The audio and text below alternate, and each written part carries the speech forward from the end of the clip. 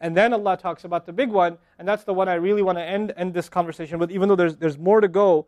But Allah makes such a big deal out of this subject that again, just like there were 3 ayat about Judgment Day, now there are وَالَّذِينَ هُمْ لِفُرُوجِهِمْ حَافِظُونَ إِلَّا عَلَىٰ أَزْوَاجِهِمْ أَوْ مَا مَلَكَتْ أَيْمَانُهُمْ فَإِنَّهُمْ غَيْرُ مَلُومِينَ فَمَنِ ابْتَغَى وَرَاءَ ذَلِكَ فَأُولَٰئِكَ هُمُ الْعَادُونَ. 3 ayat about the same subject again. The only other subject that got 3 ayat was what? In this list. What's the only other subject that got 3 ayat? Judgment Day. Judgment Day and punishment. This is the next subject that gets 3 ayat. And you know what the subject is? Shamelessness. People who guard their privates. We live in the ultimately shameless world today. The world in which streaming videos off of any website are available on your mobile device. The age in which the pornography industry is a multi-trillion-dollar industry. The point of which, the agenda of which is to make sure every one of you is a consumer of filth in one way or another. That every man, woman, and child is exposed to this stuff, and they're hoping you are, so you become addicted to it, so you become yet another consumer.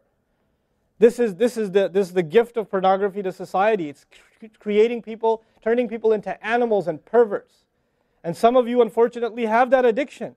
And you're watching this stuff online. And you're watching it and saving it on your apps and your mobile devices. And you don't feel bad about it anymore. You've justified it to yourself. And you feel bad about it once in a while, but you go back to it. And as a result, you think, oh, well, at least I'm not hurting anybody. At least I'm not doing it to anybody else. I'm just watching this stuff. It's okay. But you know what's happening to you? Inside, your soul is being just gutted. You have no soul left inside of you. So your prayers are empty and you can't even shed a tear in your salat because your heart is so devoid of the fear of Allah because of the filth you've been watching all this time. It's turned you from a human being into an animal. So you can't even look. A woman passes by and you see a piece of flesh walking by. You don't see a human being walking by that deserves respect. You check everybody out and everything out. You're constantly gawking and staring.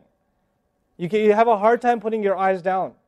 When you're on the subway, when you're on campus, when you're at work, you're walking down the street, you just can't help it. You see a billboard, you take a second look, you see a third look. You don't miss any opportunity to just to violate your soul with your eyes. You're addicted completely.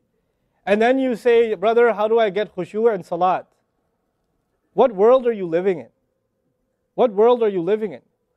Ayyuhal ikhwa, my brothers, specifically my brothers, and I know some sisters have this issue too. It's a sad reality. This is a war. This is a war. This is more dangerous than any military war. This is the war that's destroying our souls. It's making its way into our homes. It's making its way, if I want to protect my children from this stuff as much as possible. But when my child goes to school, and it doesn't matter if it's Islamic school, there's a very high statistical likelihood that someone, a friend, with their iPod, with their mobile device, will say, hey, look at this. It's a very realistic, a thing nowadays. It's not far-fetched. And so I have to prepare my children for the filthy world that they're going to be brought up in. And there's no escape from this stuff anymore. There isn't. It's everywhere. It is everywhere. You have Islamic lectures followed up by, those YouTube puts those follow-up clips, and something will be filthy. Something will have to be filthy. And I don't think that's by accident. I'm not much of a conspiracy theorist, but I don't think that stuff is an accident. And what happens to you guys is you watch a video, you see something filthy, you click it, you click something else, and you end up watching disgusting things. That's what happens to you. وَالَّذِينَ هُمْ لِفُرُوجِهِمْ حَافِظُونَ. Especially when it comes to their privates, they guard them. They guard their shame. Brother, what's the solution? Should I get married? Like the guy who asked the other day, how can I get married right now? No, guys, the solution is not marriage. Because if you're a pervert, then you're going to be a pervert after marriage too. If you have no shame now, you will have no shame after marriage. Honestly. You think marriage is going to end your problems? No. Your problem isn't marriage. Your problem is spiritual in nature. Your problem is psychological in nature. You need help. You need to stop this. You need to stop hurting yourself like this. You will have nothing. There will be nothing left inside you. I just had an email from a teenager who's addicted to pornography, an anonymous email, 14, 15-year-old teenager. Says, I want to kill myself. I can't stop. I've been watching it since I was 11. My parents don't know. I read this stuff and I cry because he's not one. There's millions of Muslim kids like this. Millions. Millions of them. We have to help these people. We have to do whatever we can. And we don't have the trillions of dollars of advertising to counter that. We don't. And it's not realistic for me to say Facebook, YouTube, Twitter, internet, it's all haram. It's not realistic because it's a reality. It's as common as oxygen now. The only thing we can do is have a mature conversation about this and teach our youth to deal with this and navigate this and not fall into it. The elders that are here, stop watching Indian movies, man. Why are you sitting in a lecture talking about salat and the importance of salat and you don't guard your shame? Mother and daughter and husband and wife and sister sitting together watching whatever? God, come on. Stop. وَالَّذِينَ هُمْ لِفُرُوجِهِمْ حَافِظُونَ. They guard their privates. But guarding your privates doesn't mean you don't commit zina. It means everything that leads to the temptation. Everything that leads to it. They watch it. They guard it.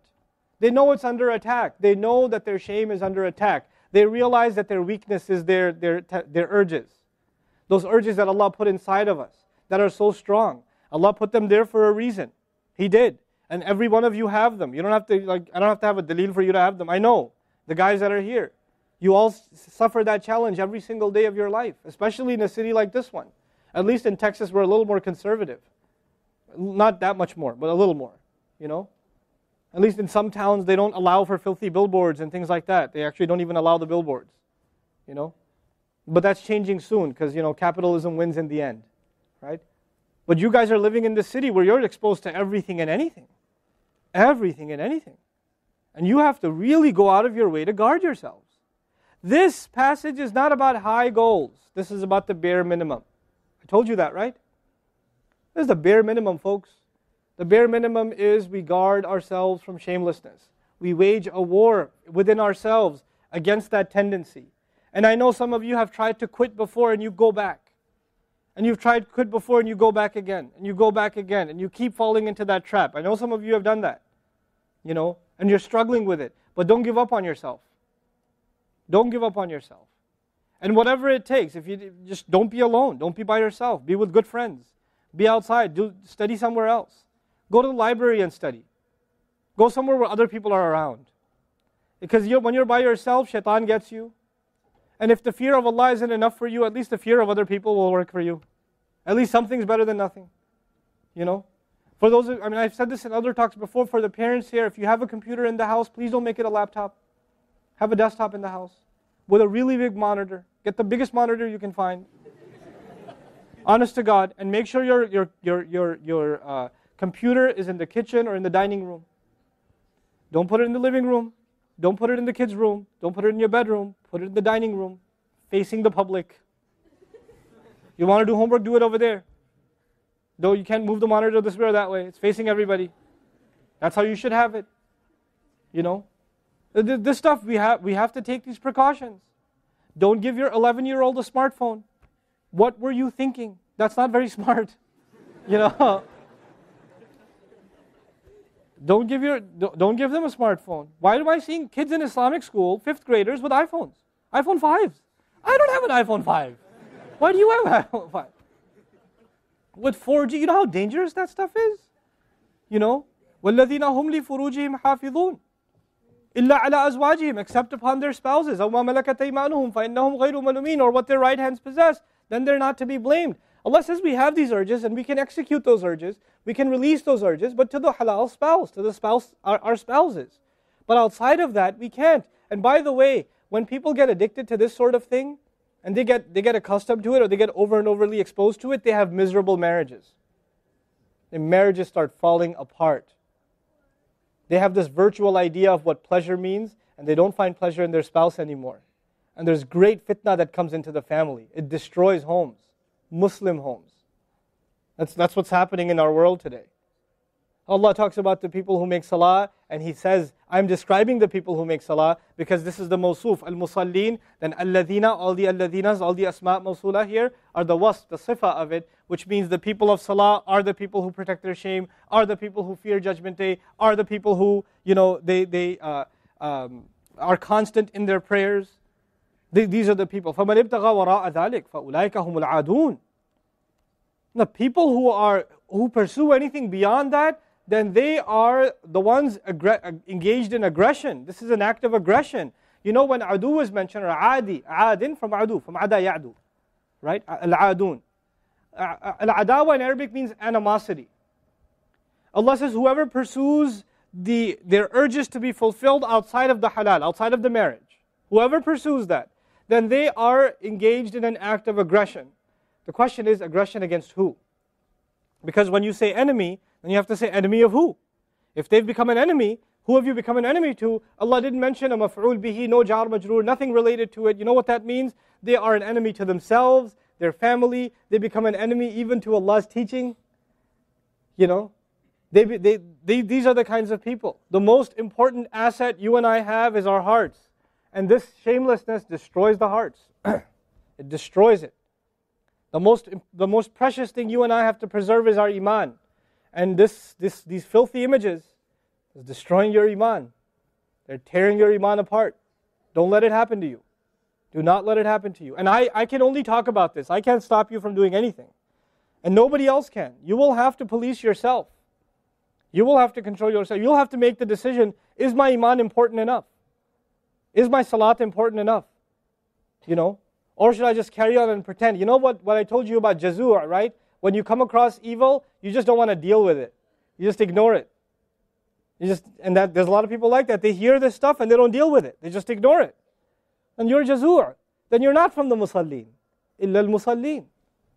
If you don't be from the people of jazur, from the jazureen. Don't be from them. The people who just leave it. They don't even deal with their problem. They run from it. And they cave in every time.